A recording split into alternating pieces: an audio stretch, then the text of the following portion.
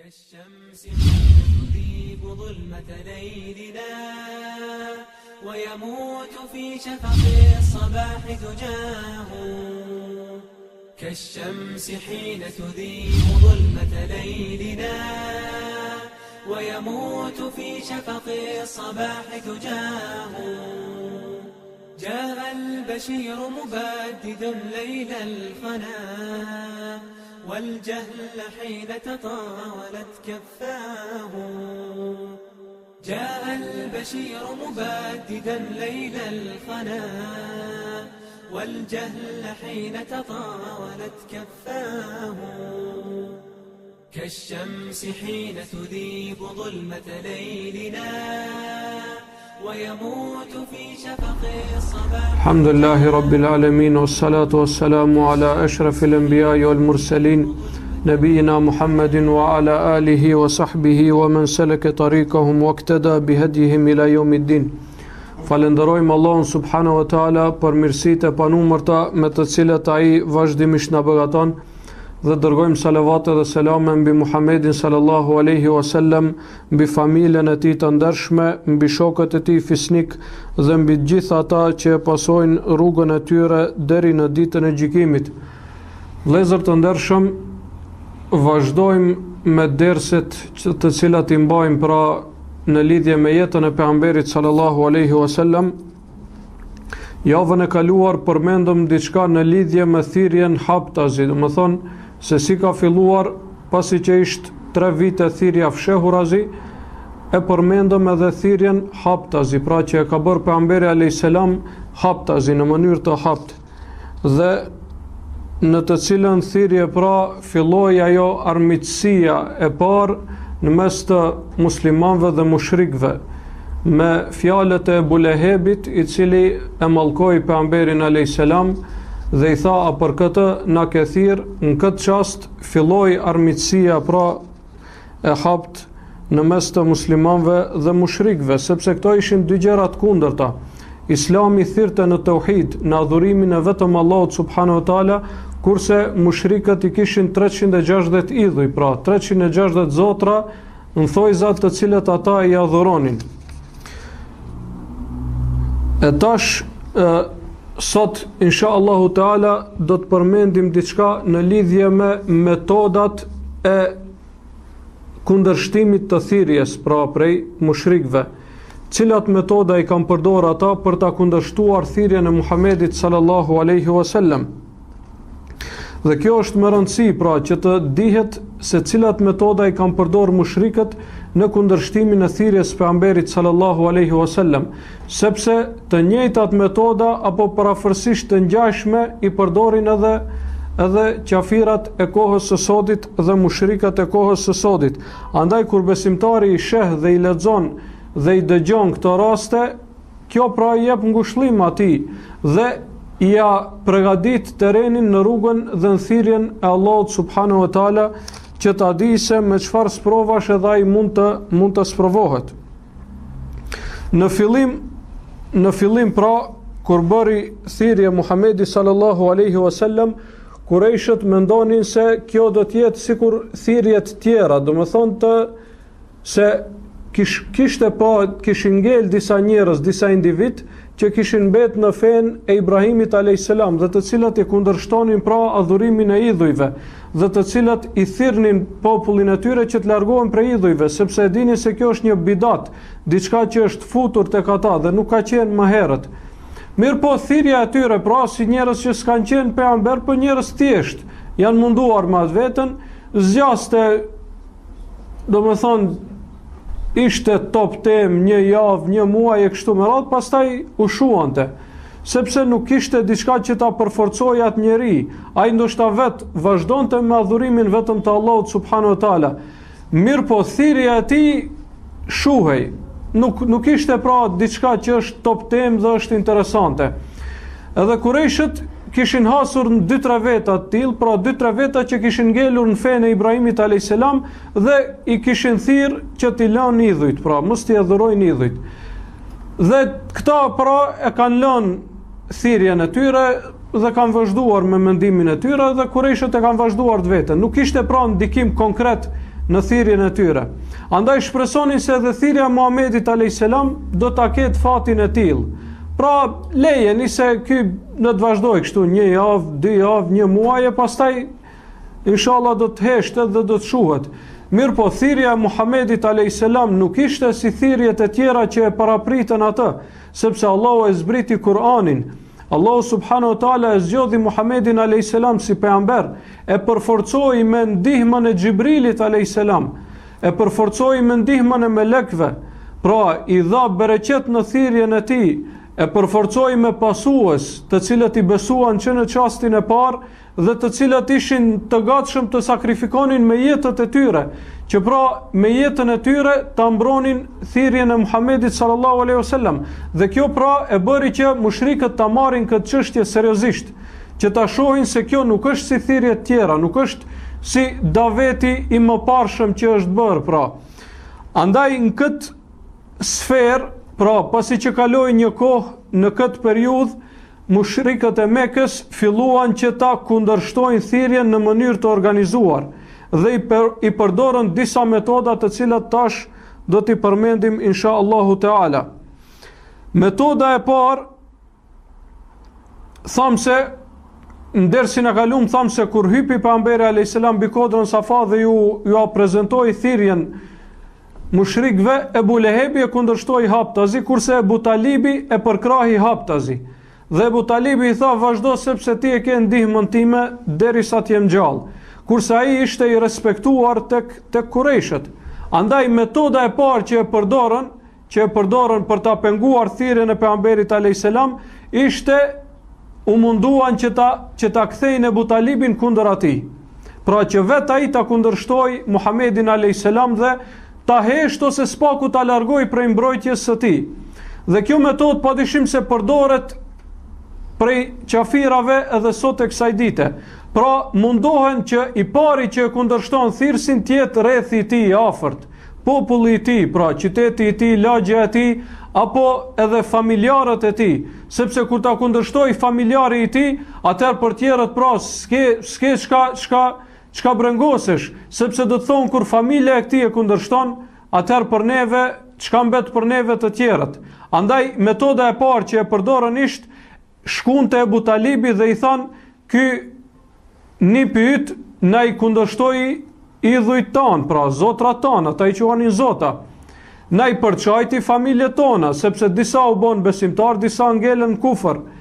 Na i kundërshtoi traditën e baballarëve tanë, na i bëri ignorant baballarët pra, se këtë e kishin prej baballarëve, prej gjeneratave të mëhershme që kishin kaluar. Andaj i tha, a do të ndalish ti, apo do të na lëshosh rrugën që ne ta ndalim. Atëherë Ebu Talibi e përdori pra diplomacinë e vet, atë respektin e vet që e kishte ata dhe me disa fjalë të mira u mundua, u ambylli gojen me fjalë tjera, tha, ky nuk u pengon juve, shikoni ju punën tuaj, përderisa nuk ju detyron që ta pranoni thirrjen e tij, lejeni rahat. Kurse unë do t'i ndihmoj. Pra herën e parë që shkon te Ebu Talibi as që i tregoi pejgamberit alayhis salam, po vetë i refuzoi dhe vetë i largoi. Kur e panë se kjo nuk pati sukses, e përdorën metodën e dytë dhe shkuan te Ebu Talibi mirë po me një ton tjetër. Pra pak me një ton më të ashpër. Dhe i thanë, a do ta ndalish nipin tënd?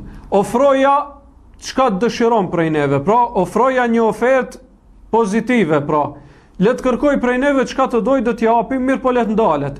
Nëse nuk e pranon ofertën, tha, ke rrezik që edhe ti edhe ai të largoheni pra prej besës tonë, që pastaj t'jeni në rrezik të dytë. I than Ebu Talibit.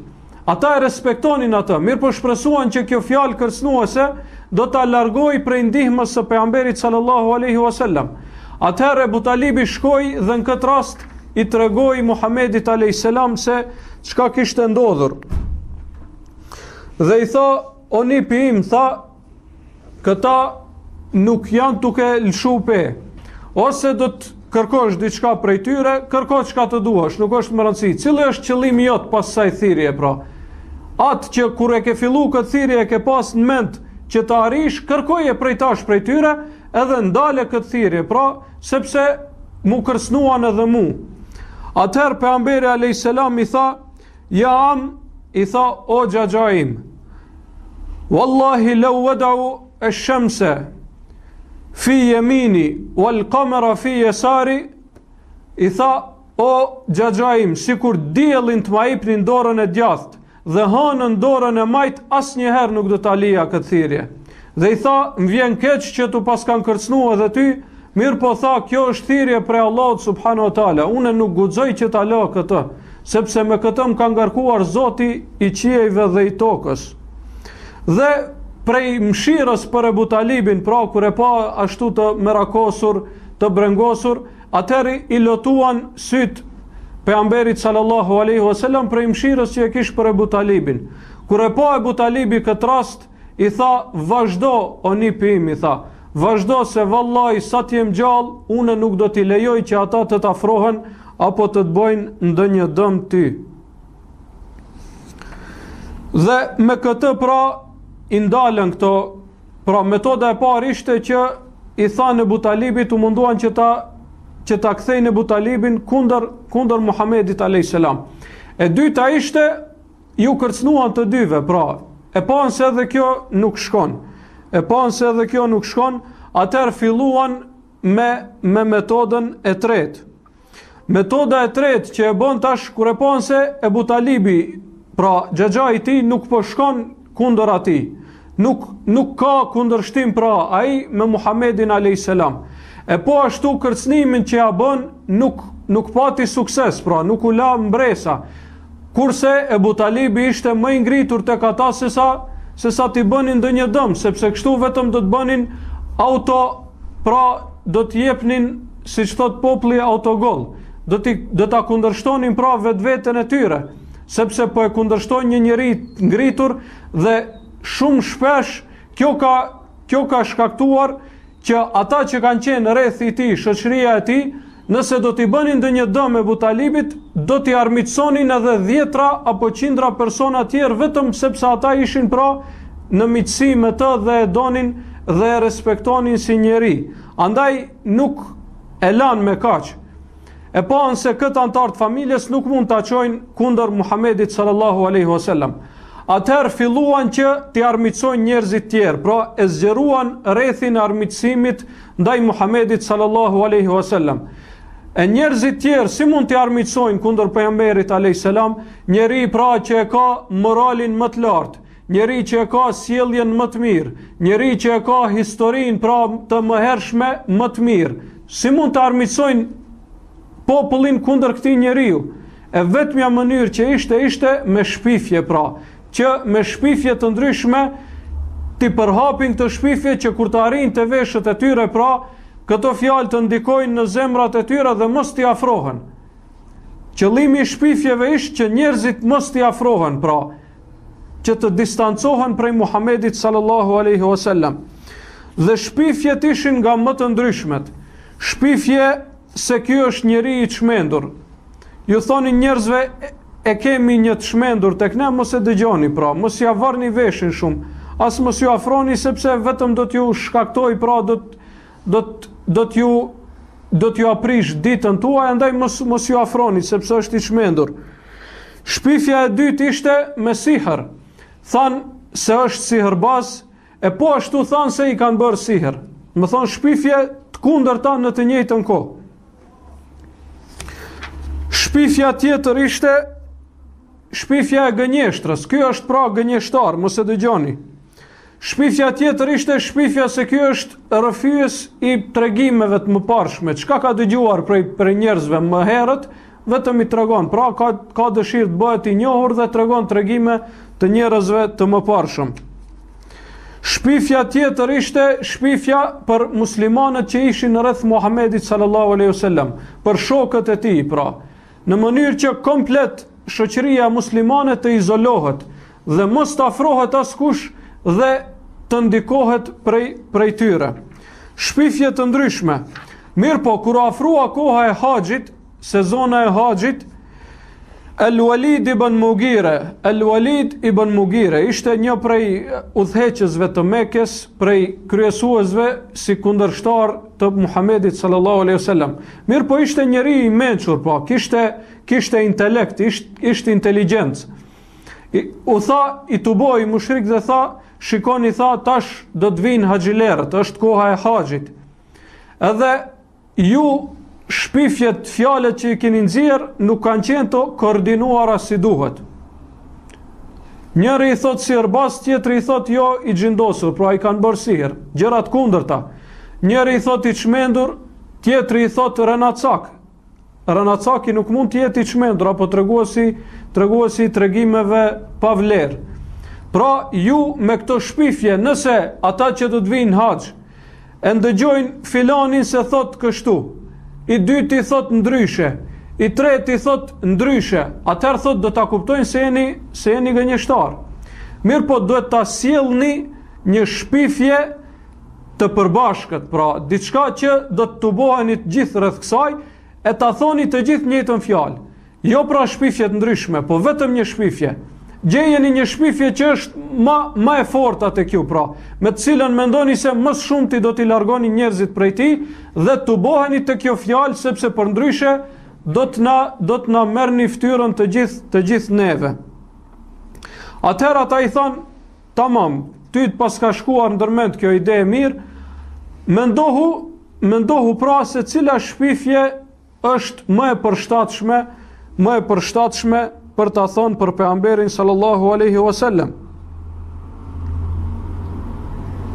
Atëherë tha, unë mendoj se ndikimi i tij tek njerëzit që ka bërë është më i ngjajshëm me ndikimin e sihirbazëve.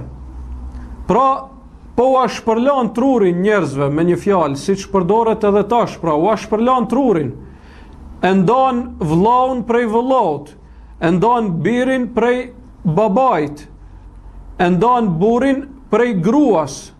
Pra veprat e këtij, sepse këta bëhen besimtar, këta jesin qafira dhe padyshim se ndahen, ai nuk ka bashkëjetesë më mes tyre. Thot, ky ndikim i tij tek njerëzit, ky ndikim i tij në shoqëri, thot, i përngjan ndikimit të sihirbazëve. Andaj thot, mendoj se më e mira është që të thoni se është sihirbërës, sepse kur do t'i shohën pasuesit e tij, edhe do të thonë, tamam, kështu pra pas ka ndikim të këta, u sos puna edhe nuk do të ketë problem pra për ta refuzuar thirrjen e tij. Mirë po deshti Allahu subhanahu wa taala që këto fjalë që i thonin kundër atij në haxh ta shtojnë më shumë interesin e njerëzve për të. Sepse njerëzit që vinin Mekë, Muhamedi a.s. s'kish mundësi me të gjithë të bisedoj, dhe s'kish mundësi me të gjithë të takohet. Ai ecste në për Mekë, me atë që takohej i fliste. Mirë po, për t'ja përhap thirrjen atij, për t'ja përhap emrin e tij, për ta bërë të njohur kauzën e tij, çështjen e tij, ndikuan armiqtë e tij. Deshti Allahu subhanahu wa taala që këto shpifje të ndikojnë që të rritet pra nami e tij, që të rritet fama e tij, që njerëzit ta përfolin dhe ta bisedojnë pra çështjen e tij. Dhe si çdo çështje që bisedohet, ka njerëz që e pranojnë, ka njerëz që e marrin në mënyrë kritike. Pra e logjikojnë çështjen dhe në këtë rast shumë prej tyre vet deshtën që të takohen me Muhamedit alayhis salam, sepse u habitën krejt udhëhecësit e Mekës po friksohen për këtij njeriu. Ata pra e thonë një version tek njerëzit. Mirë po, ai ndikim që e pan tek ata ndikoi ndryshe tek njerëzit, nuk ndikoi siç dëshironin ata. Dhe deshti Allahu subhanahu wa taala që kët kurth të tyre ta kthej kundër atyre. Dhe shumë prej sahabëve, prej viseve tjera, po madje edhe ensarët, banorët e Medinës, për shkak të këtij muhabeti që e dëgjuan për të, erdhën që ta takojnë, dhe u bë sebeb kjo që t'i besojnë. Andaj Allahu subhanahu wa taala tek shpifja që ndodhi pastaj në Medinë, për të cilën do të bisedojmë më gjerësisht kur do t'i vi koha, thot Allahu subhanahu wa taala në në njërin prej ajeteve se zbritën 12 ajete në lidhje me ndodhinë e shpifjes, që njihet në sire si hadithatul ifk, pa ndodhia e shpifjes, Allahu subhanahu wa taala në njërin prej ajeteve thot: la tahsebuhu sharran lakum bal huwa khairun lakum. Mos mendoni se kjo shpifje është sherr për juve. Përkundrazi, kjo është në dobin tuaj, sepse kjo i pastron radhët e besimtarve.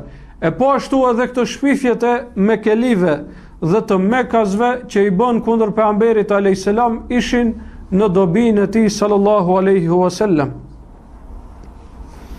Metoda tjetër e radhës, metoda e katërt që e kam përdorur për ta kundërshtuar thirrjen e Muhamedit sallallahu alaihi wasallam ishte tallja.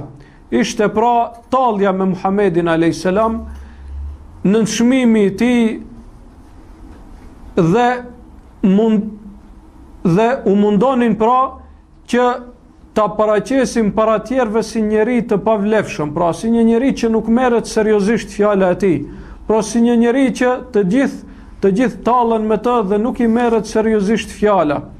Pra u munduan tash personalitetin e tij edhe më shumë ta ulin, duke organizuar pra, si që ta përmendim më vonë, duke organizuar gjëra me të cilat e shfaqnin talljen e tyre për të. Thot Allahu subhanahu wa taala: wa kadhalika fatanna ba'dahum bi ba'din liyaqulu a haula'i manna Allahu alayhim min baynina. Thot kështu, thot, ne i sprovuam disa njerëz me disa të tjerë. I sprovuam qafirat me besimtarët, që qafirat të thonë: a këta janë ata të cilët Allahu i ngriti? Pra, a këta janë ata të cilët Allahu i ngriti para neve? Kështu pra u tallshin, sepse i shifnin në shikim të parë Bilali rob. Disa të tjerë ishin të varfër, pa ndikim në shoqëri. Andaj këta ma pasanikët, ma udhëhecit, ma pronarët e çështjes politike në Mekë, pronarët e çështjes ekonomike të Mekës thonin: a këta i paska zgjedh Allahu që t'i udhëzoj para neve?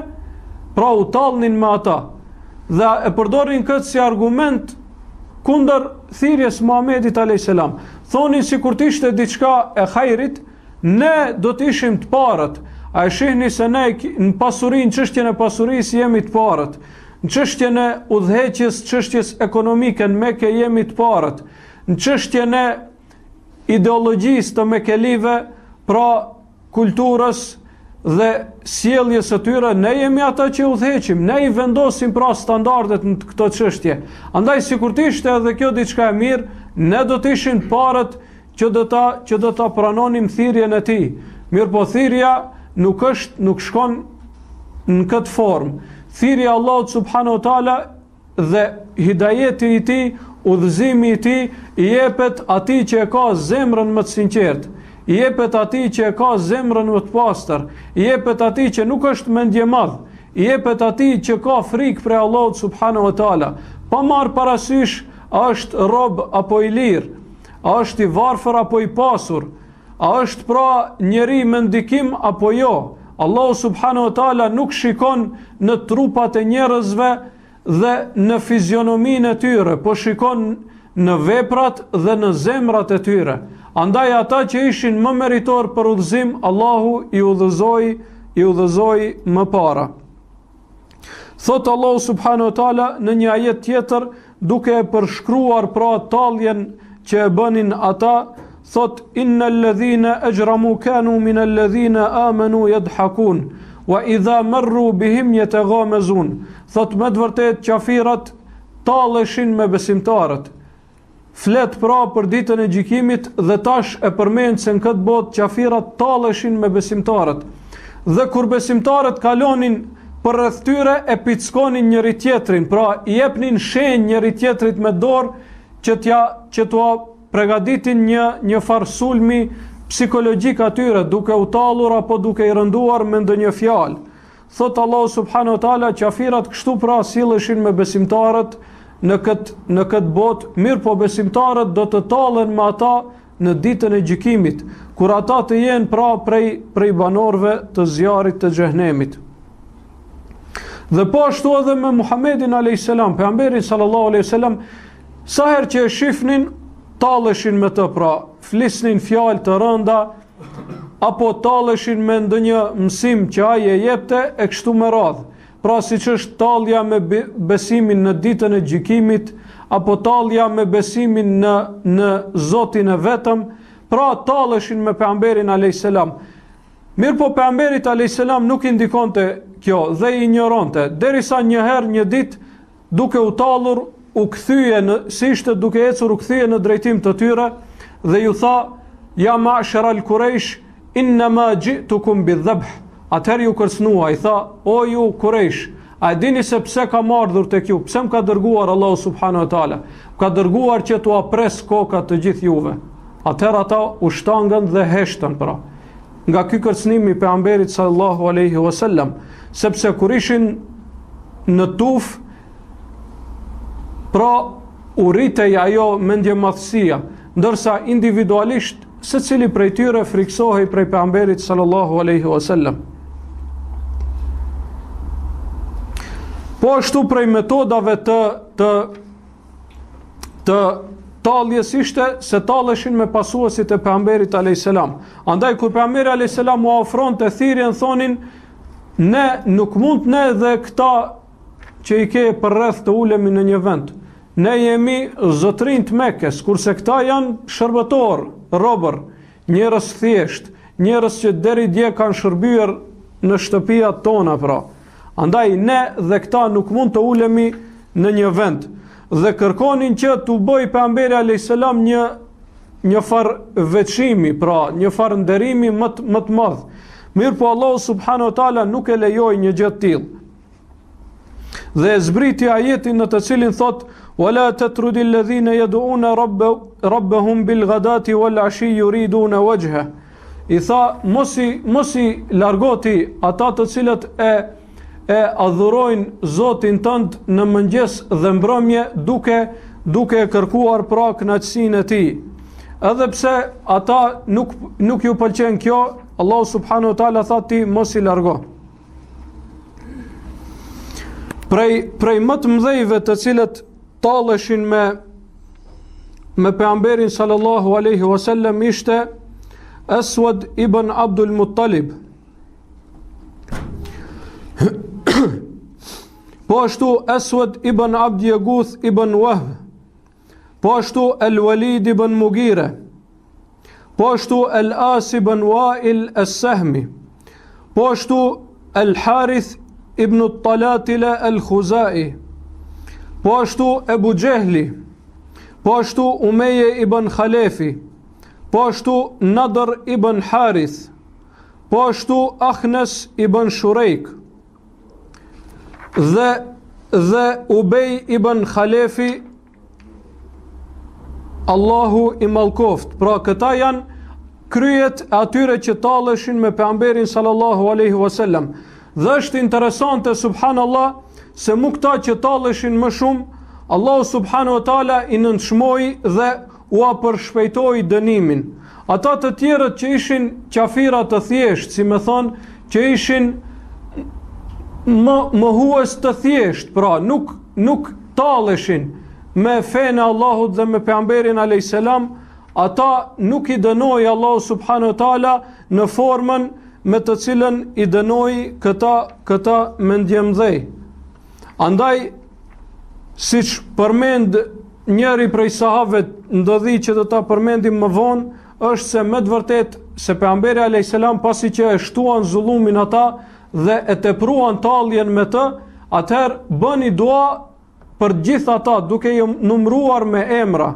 Dhe thot njëri prej sahabëve, thot vallai të gjithë ata i kam parë të vdekur dhe të nënçmuar në ditën e Bedrit, pra në luftën e Bedrit, vallai të gjithë këta tha i kam parë ashtu siç i ka numëruar dhe siç i ka njohur pejgamberi sallallahu alaihi wasallam. Dhe kjo na bën të dimë se edhe qafirat nuk janë në të njëjtën deregje, pra ata që tallen, që janë nënçmues dhe sharës të Zotit dhe të fesë së Tij, dhe ata që thjesht nuk besojnë, nuk janë në njëjtën shkallë. prej këtyre shpresohet se mund të kthehen dhe të udhëzohen, kurse këta tjerët, këta është shumë rënd që të kthehen, sepse hidhrimi i Allahut mbi ta është më i madh. Metoda e 5 që e kam përdor në luftimin e thirrjes të pejgamberit alayhis salam, në kundërshtimin e thirrjes së pejgamberit sallallahu alaihi wasallam është se bënin zhurmë kur lexonte Kur'an Muhamedi sallallahu alaihi wasallam. Pra në çastet kur pejgamberi alayhis salam e falte namazin në Mekë dhe lexonte Kur'an me zë, bënin zhurmë që mos të mashtrohen pasuesit, se këta pra kundërshtarët dhe ata që i bënin kurthat kundër tij ishin paria e Mekës, ishin udhëhecit e Mekës, ishin ata që më së shumti u rrezikohej pra interesi i tyre prej thirrjes së pejgamberit alayhis salam, kurse njerëzit e thjesht mahniteshin prej Kur'anit dhe shumë prej tyre fshehurazi ndaleshin dhe dëgjonin pejgamberin alayhis salam teksa lexonte Kur'an dhe mahniteshin pra prej fjalëve të Kur'anit, sepse ata ishin njerëz të cilët e çmonin oratorin dhe e çmonin fjalën që kishte domethënie të thellë dhe e dinin se çka është poezia, sepse ishin njerëz të poezisë. Mirë po, Kur'ani i mahniti, sepse nuk ishte poezi, ishte diçka shumë më e fuqishme se poezia.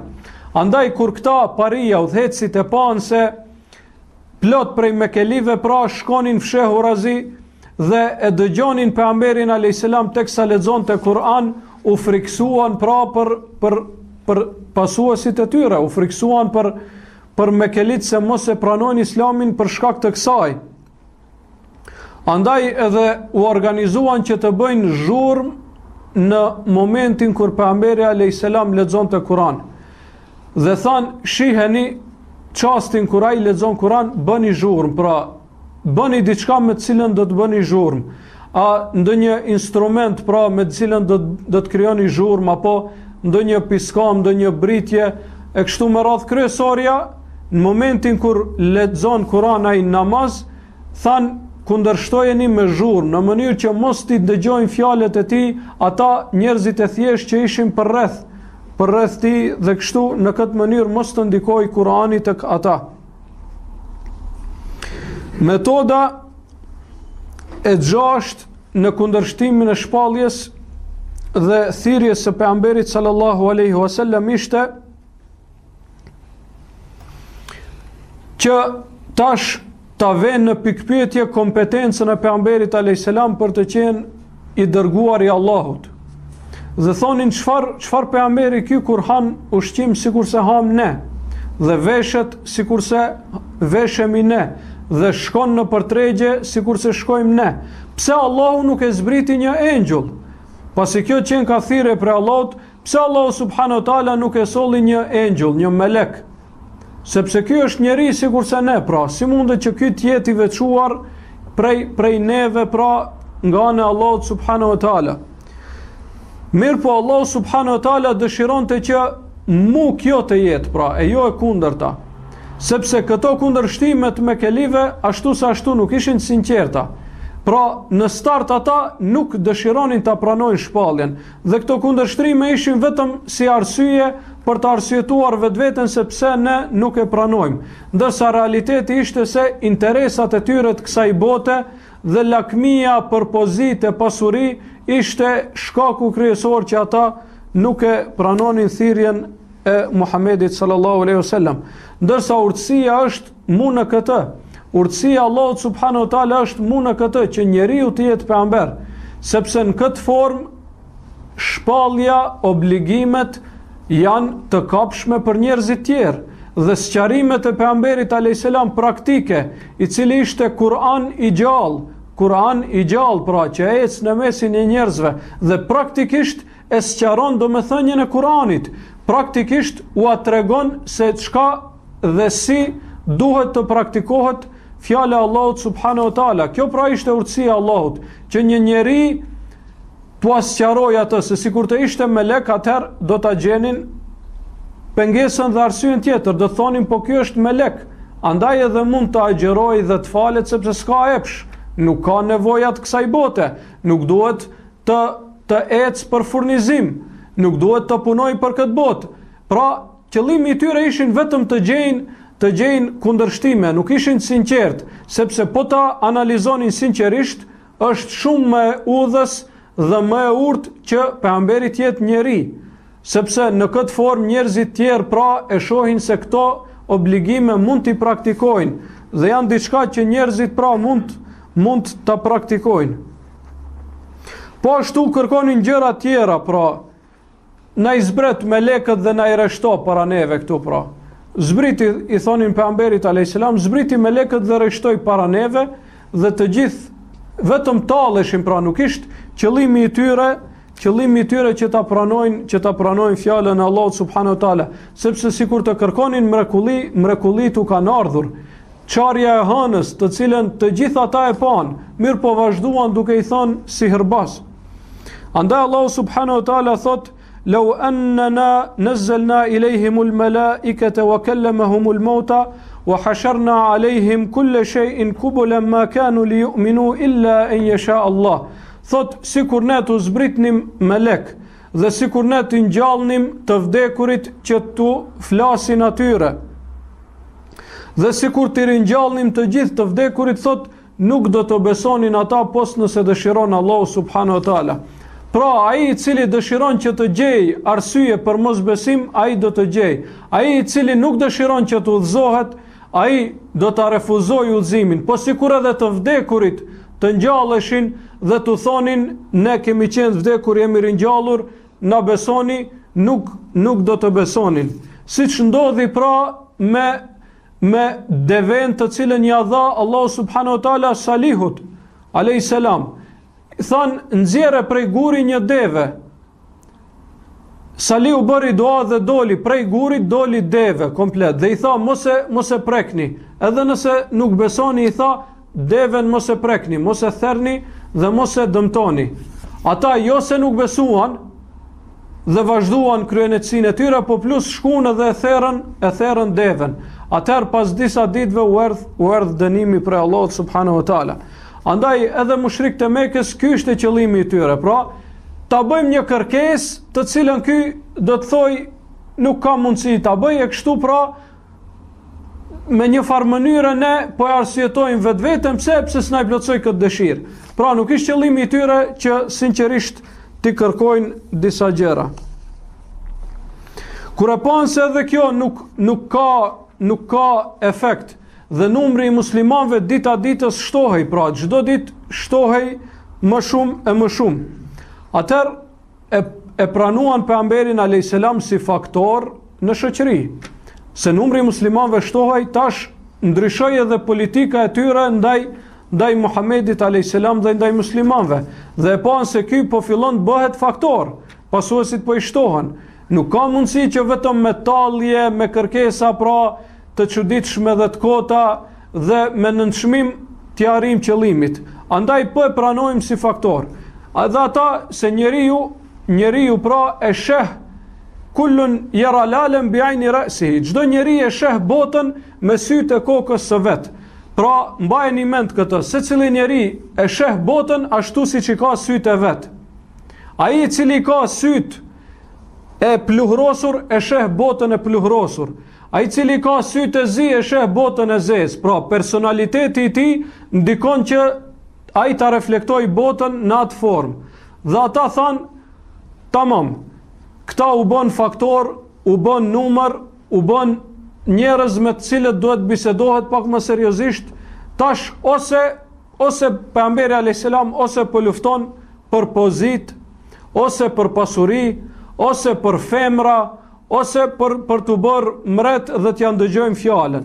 Andaj thanë, në mënyrë që ta shpëtojmë edhe këtë ibadetin ton që e kena zotrat ton, idhuj ton, atëherë thanë, ofrojni Muhamedit alayhis salam që një vit të adhurojmë vetëm Allahun, vitin tjetër të adhurojmë idhujt. Pra të bëjmë marrëveshje. Ne një vit do të adhurojmë Allahun me juve, vitin tjetër ju adhuroni idhujt me neve, edhe krejt jemi të kënaqur, edhe ne jemi të kënaqur, edhe ti je i kënaqur, edhe ne adhurojmë Zotin tënd, edhe ti adhuron Zotin ton. Nëse don pasuri do t'japim, nëse don gratë bukura për të martuar, do t'japim gratë më të bukura, femrat më të bukura të mesit ton. Nëse don që të ta ndëgjojnë fjalën, do ta lëm vendin më të lartë me xhlis dhe çdo dëshirë që ke ti do ta plotësojmë. Veç pra mos na ngus idhujt tan. Atëherë pejgamberi alayhis salam tha, jo, misioni im nuk është për të mirat e kësaj bote, pra, dhe unë nuk kam dëshirë që të bëhem udhëheci juaj, ju duke qenë pra në shirkun tuaj. Tha, ose do të adhuroni vetëm Allahun subhanahu wa taala, ose nuk ka tjetër zgjidhje. Me neve, muslimanëve, besimtarve, nuk keni tjetër zgjidhje. Edhe Allahu subhanahu wa taala e zbriti surën Kulja eyyuhel kafirun, ku i thot pejgamberit alayhis salam, thuaj, o ju pabesimtar, o ju kafira, nuk e adhuroj unë atë që ju adhuroni, e as ju nuk e adhuroni Zotin tim. Pra këto janë çështje të kundërta dhe unë nuk mund ta pranoj ofertën tuaj. Nuk mund ta pranoj ofertën tuaj, dhe edhe kjo metodë e kundërshtimit të shpalljes ra nuj dhe pra ju dështoj. Atëherë u hypi inati edhe më shumë, pra u inatosën dhe u nevrikosën edhe më shumë. Dhe shkonin kur lexonte Kur'an pejgamberi alayhis salam në namaz, shkonin dhe e shanin, pra haptazi, e shanin Kur'anin, e shanin pejgamberin alayhis salam, pra e ofendonin me lloj-lloj ofendimesh, tash jo me tallje, po në mënyrë serioze. Dhe kjo shkaktonte që ata që donin ta dëgjonin recitimin e Kuranit të largohen nga frika për këtyre udhëhecësve, pra të cilët shfaqnin urrejtje haptazi. Siç transmeton Buhariu dhe Muslimi se shkaku i kësaj ishte që Allah subhanahu wa taala e zbriti ajetin kuranor në të cilin thot: "Wala tajhar bi salatika wala tukhafit biha." I thot, mos e ngrit shumë zërin në namaz, e as mos e ul shumë. Pra lexo në namaz aq sa të dëgjoj ai që e ke afër, dhe aq sa mos të dëgjoj ata që janë larg, e pastaj të vinë pra dhe ta shohin Kur'anin dhe të shohin ty. Dhe kjo ndikoi pra që kush dëgjonte pastaj ta dëgjoj pejgamberin alayhis salam, shkonte pak më afër tij dhe mshefej dhe dëgjonte Kur'anin. Ndërsa ata që ishin pra kundërshtar të hapt, ata nuk afroheshin sepse nuk e dëgjonin prej larg leximin e Kuranit. Kurse në fillim pejgamberi alayhis salam mundoi që sa më shumë ta ngrit zërin me lexim të Kuranit, në mënyrë që sa më shumë njerëz ta ndëgjojnë. Mirë po pra kur ata filluan që të vinë dhe të shohin Kur'anin dhe pejgamberin alayhis salam, atëherë Allahu subhanahu wa taala i tha që ta ketë një zë mesatar, as shumë të lartë, as shumë të ulët, në mënyrë që ai që dëshiron vjen vet dhe e dëgjon.